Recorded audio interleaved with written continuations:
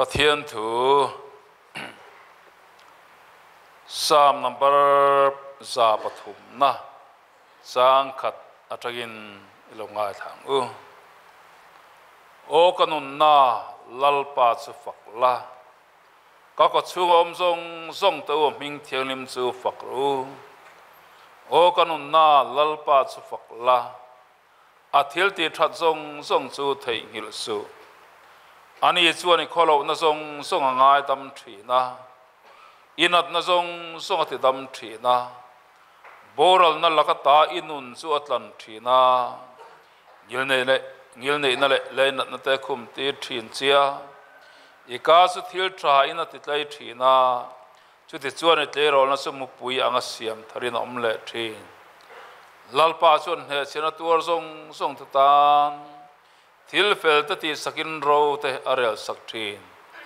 akong te sumo sia ariat tira athil te chu Israel tha te ariat tir boka lalpa su lainat na khat mi khongai thei tak thinel tak ngil nei nanga takani ani chu na hau fo lovanga athin ur chu apai kum kuai lovang kan suana te angin kan sunga atelova kan kholo na te angin min thung rul hek lo van ki le chung sang taka omangin ama tri tu te chunga angil nei na chu an sa ni chakle thang in hatang hian kan bo chena te chu kan hena ta ada son ta de ya pai na pa te khonga yang hian lalpa chun ama tri tu te chu khongai thin kan tak siam dan hi riata vai vut mai kan ni ti riat reng awangin lalpana thu kan ta ma som ro se amen tholom te kan lakhom don kan pa ten min lakhom sakanga chung chon la na bu number somli le pathum na pathian mangai na ro pui zia thu le line ril seng lo somli le pathum na an chak chung hian to chung pa ten tholom ten lakhom anga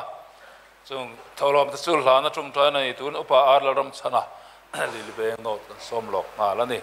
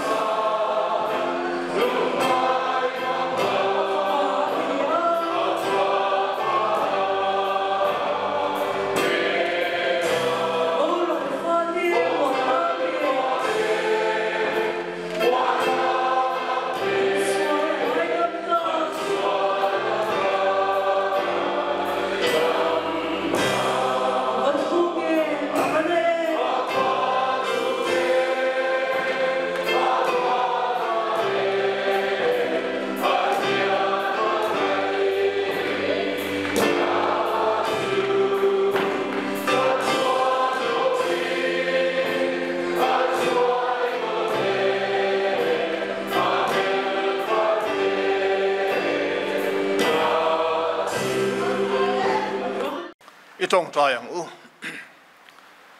lalpa kan pathian ro pui ber thilpeng mang pathian kan nei cha ma ni fa pa mi po zuwa lawa min pedu pathian kan nei che ban lom thu kan thil a che thil zong min pe a chatuan nun na min pe a kan non moing kim min pe a goina hian lalpa nang ma kan siat reng na tu rata na Sakramen thiang lim chang ho tu ra eko san ho te min suai khom hi kan loma mi sual te hiat reng ni du ngot po hi lom thu kan thila che nama kan sia reng na tu ra heng sakramen thiang lim te hi ko san ho ten kan kalpui sel thanya turin a polin thilpek te po kan on la khom ani heng kan thilpek la khom te hi ram zau nan mitin thin lunga muni chan zel thei nan min ti thiang lim sakamal min som sak turin kan lalpai so Krista ngini kuta kanon hlane amen ven Chawhnu kan Inkhawmpui program pui mo tak mai lalpa zare sacrament manga Pathian po to kan buas na hian pui ken po na ta na karan man turtan kan than su thil mak chungchang thu ani a lai sian sei tur tam takoma mara su kan sei kim seng don lova Pathian thil ti theina le kai huena dong tura soin buas sei lengin thange Pathian thu thiang lim chan sin tha so na sia bung thum chang som le pali tang hian kan chirange tin mo sian thalera rul khai kanang khan mi sing phapai khai kan nom bok turani tu poring a piangin ama wang chatuana na an nei na turin Pathian khovel amai ema chuti chuana fa pamal nei chun ape a ama chutu poring a piang an boral lova chatuana na ane zok nan khovel thiam lo chanti turin Pathian in fa khovela tirlo khovel ama wangan dam the turin a tir ani zo ke lalpana thukan talmal sombo se amen khovelan thilmak ti kan nga khop me thilmak chan chin sia na bu te po an siam thina chung chuan khual sin te a hi pa amu to te anin chuang ema amulo ten muan cha ka khiat chian cha ka pelam chak thin ni chung thilmak tam tak zinga chuan amak per a sei thin chu Pathian in misual te mangai tlat na hi ani fakla kan sakate po kan muwa lai thu kan siar suwa ta te pong kan muwa Pathian in mising fa te min siama amma ne la cheng du na ma nem por thin turin ma se kan du than na kan local san tak mu khan Pathian chuan mai in min en kol zui sela chu mai sun lovin ama du lo tu le athua lo tu te mising fa te ka rem tu le an chunga phubal la tu ne loin afa pa min pek chan chu kan tam na turin min la pe ni misual te dam na tura pe tu Pathian mai na hi amak em maya an sei kim seng don lo ani tin chu mai su lan ni lawa fapa khathiam kan chan the turin kan nun the tur min pe a ani na tho dan rut te kan tan hen amak lutuka vena hian chumi thil mak kan thria chuan tu chan sakramen hi lalpan min buat sei sakani ti thrang chugin mai na mak tak chung sang tu hi ti zong hian han thir tai legin Pathian mai na achak dan chu miswal eng ang po dan na ti that thei lo khem na chirang thang pena ti dang lam thei to lo khovela hian khai dia te mo thunun na tam tak pena ati dang lam thei lo ti dang lam tu chu Pathian mangai na hi hetiang mai na chak le ro pui hi ke ni tan hian a hluem em maya chu mai sulan ni lawa a toy te sei ga wain ke ma ni e kan tam na le kan nun na tan me lawin min lo ne sia tlat tu min lo thunun tlat tu le ma chon ne ati mual pho tu mai na ni pokani sumi mai na sual ne na melma ne na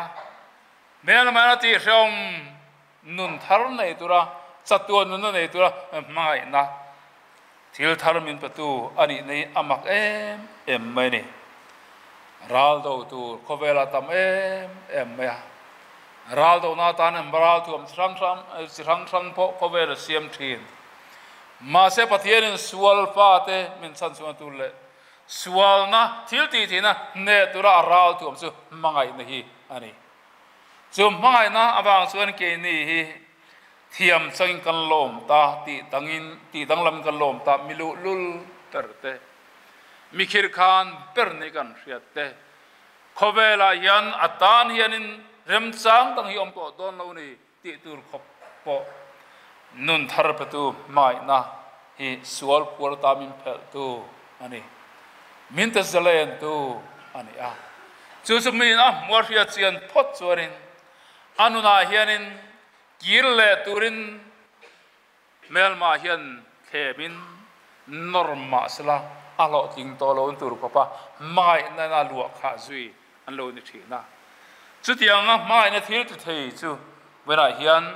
he sakrament Chaltlang hian kan tem thar lea kan rilwa lo thar lea mai tu ne na hian kanin lan thara ama kan pol hi lalpan min du dan ani ang misual thiam min chan tin na tura lali suwa tuar na mai na rigot te poi amak le ingkaria kemani wan khobera lo kala kha thuk to lutukani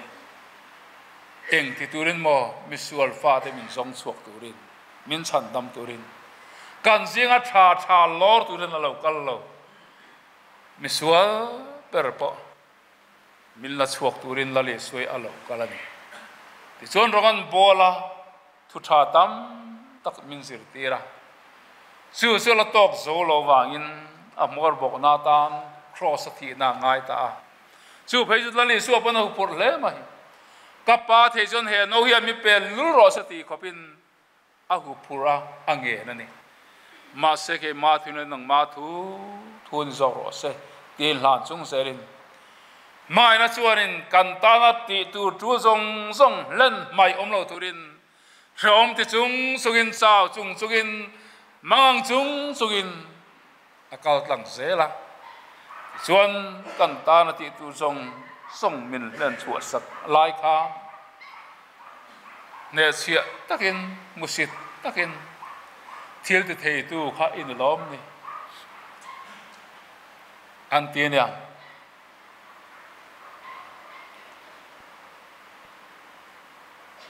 min mai na wagin an ne sia na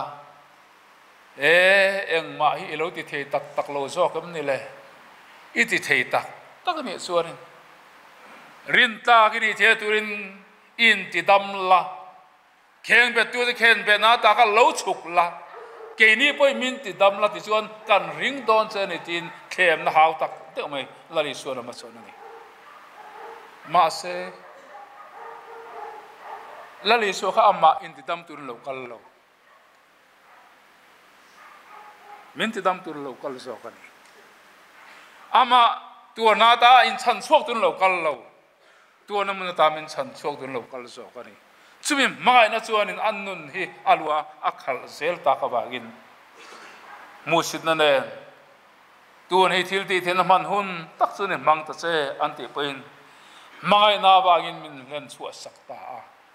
chu mai na thil ti luber mai chu kan thei lo kan fia che tu ri sakramana hian mi fia deng nan he ti thin ro tin la le son thu cha nung min pe a chu da chon he sakramana hian ama min mai na te kan ta na thole thil ti ro pui tak te kan fia ta ke ni pom mai na chang le ta ana in hlan thar chunga sakramana hema kan pol na min pui tu ani the nan he khovela thil mak per van pen makan ti muan du mi sual ver pen mak kanti mi tha pen mak anti khovel mak anti lele pan mak anti ber mai pathian mai na chu athara kan lo te kan lo thar le the turin tu kan sele kan sui ji tak ta dalpan kan tan mal som se amen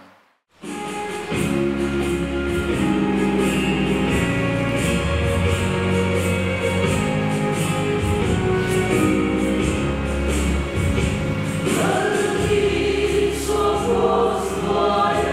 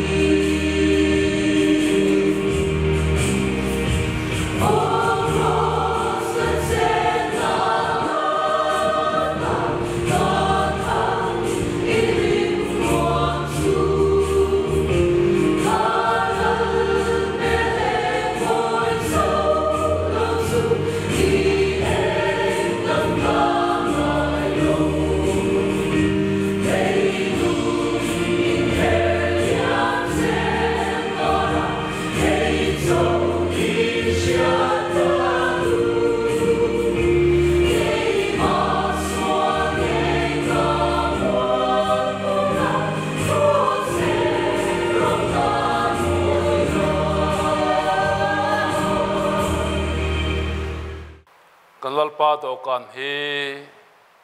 simna dik tak le rin nungin in hayangu kan lalpa tu sei te at lo ngai thangu kan li suan nang ni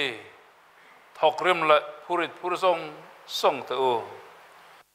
nena lokalula keman kasol tirang chu ati ani vara hian mang anna inayam phurit nuai chawem nali suan kan nena lokal ro keman kalau chi sol tirang che min ti a min ko a min so mani keni pop ma ta nen hong turamin genin ngai te kong khar bla digin ka ke khi tu pen ko sia kong hon suan an hena kalu tanga an hena san enga ani pen kan hena e bukang ti in kan thin lung kong khar pe ta hong turim ti la min ge na zole suan in puan nelawin in thin lung therula lalpan pathian lam chu hoi ro ati a thin lung amalam hon chunga mata nen hlan na nung de sakramena ma kan pol the nan lalpana thu te thari mal mi som sakro se amen I trong trai u lalpa kan pathian min mai tu khoi na satak kan chuan lan tira mai na thil pek le mai na thil lutak mai kan chan ngei the turin papa mal nei sun lali su krista misual te chandam tur min pek ba in kan lom thu kan thil che o khoi tu kan lalpa nang ma ngei kan dam the turin inun ilana in pe na lutak te wang hian kan lom ema I ming kan faka lom thu kan thil che tharau thim kan lalpa pa mai te papa lali su kristan na tho te kan hriata kan nun som tu alonia kan nun ti tharani the turin heng thu te mang hian min pol zui le min pol thar thil bang po hian kan lom thu kan thil che lalpa poina hian kan nun the tura ina tho ro pui tak kan thlir hian kan phu lo tak zet ani chatuan nun kan nei the turin in nun khowela ilana choi moi kanom the turin mu sit na ilo pura chatuan nun kan ne van mun kan then the turin lalpa lei mun iron thenga kan moi na tur song te hi lalpa kan chan the turin tuan ra tha tak kal tagin min chan suakani ti kan hria thian a tharin lom thu kan thrila che lalpa vena mi som na o kan hria a I som na o hre chugin kan pelo na le kan saklo nang angin sakramena nang ma po tuin kan lo kal le ta ani lalpa he sakramena kan tan sakramen taka lo chang sila min kil pin mal min som sakla mi saklo te min ti sak tu milate min hung nai tu nun nei lo tu ta na alon the tura mal min som saka min kil pui tu sein lali su krista begin kan ti la che amen kon seu kha pathian na ta kamusin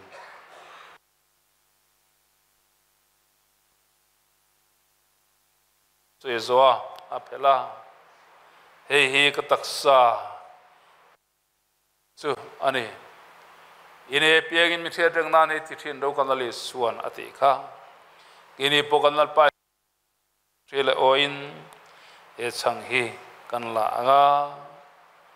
kan phelanga kan enga ama kan lal pa su krista kan thia reng nan le anun na suang kan na som na lalpan kan zatan athrimal min som sagro se amen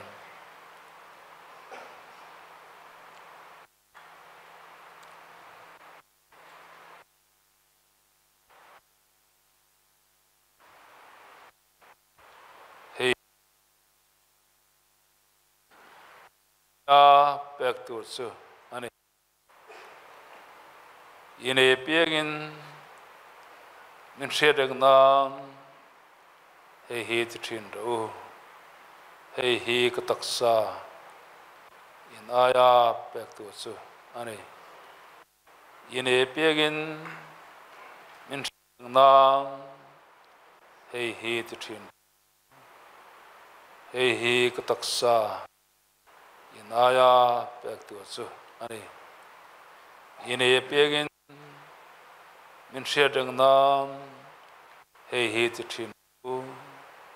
kanali suana te kha hei hi ka taksa in aya pek tu chu ani in min shedang na hi ti thin ro kanali suan ati kha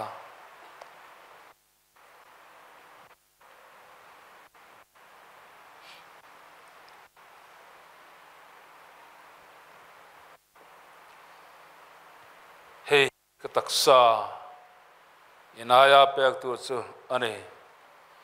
ine ye pek mi the dang nan hei thin ro kanali suan te kha kini po kanal pa su krista tu pek strile oin ama kan the dang na le an pol nan ilo cham ho bang u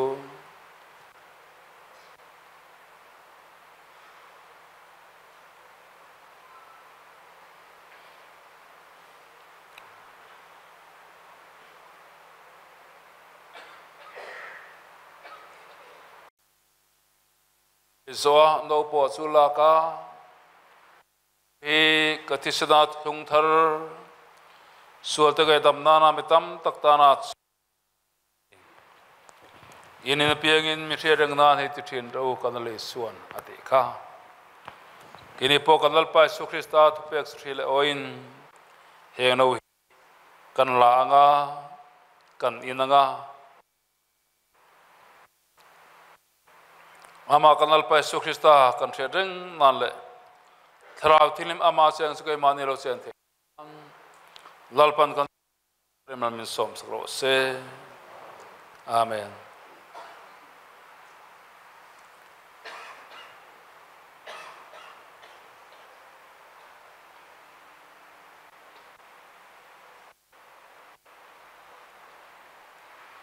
yeno hi kathisana thlungthar sualte ngai damnana mitam taktana sok tur chu ani inina piagin min thereng nan hei hi ti thin ro eno sualte ngai damnana mitam taktana sok tur chu ani inina piagin min thereng nan hei hi ro kandali suan ati kathisana thungthar sualte ngai damnana mitam taktana sok tur chu ani inina piagin mi thereng nan hei thin ro kandali suan ati kha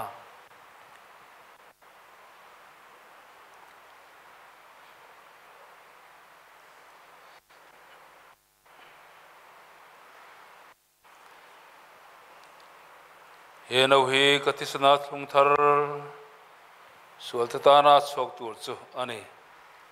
inina piagin mi thereng nan hei thin ro kanali suan ati kha kini po kanal pa su krista pek thile oin ama kan thedeng ana kan po nan ilo chang ho bang u